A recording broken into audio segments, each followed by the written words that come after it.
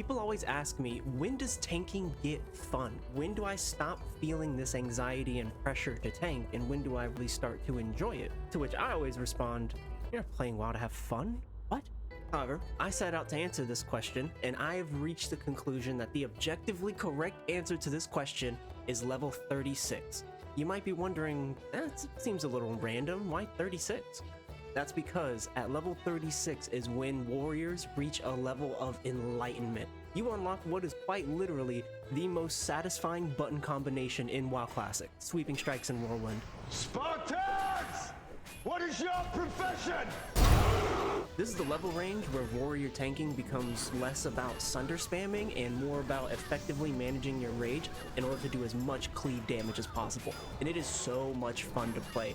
It is a completely different gameplay style than what you were doing beforehand. Whereas instead of just standing in defensive stance all the time, you're now bouncing between all three of your stances because you need to go in a battle stance to cast sweeping strikes and charge into combat. Once you have the rage sweeping strikes, you sweeping strikes and immediately switch over to berserker stance before you get too much rage, and then cast that whirlwind immediately for the most satisfying explosion of numbers.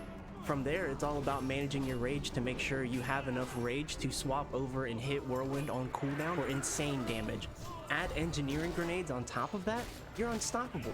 This is where everything you learned about warrior stance dancing and ideally slow weapons really starts to pop off and come together. This is the part of the game where I can genuinely say that warrior tanking is way more fun than being a DPS. Sure, it may have more pressure to it, but it is way more fun to play. You have all this rage to work with, you're spamming buttons, you're constantly swapping stances and planning your next hits, and watching that damage meter soar. If this sounds like something that could be interesting to you, or you're playing a warrior but somehow still stressing out over tanking, I highly recommend you take the approach of just consider yourself a DPS.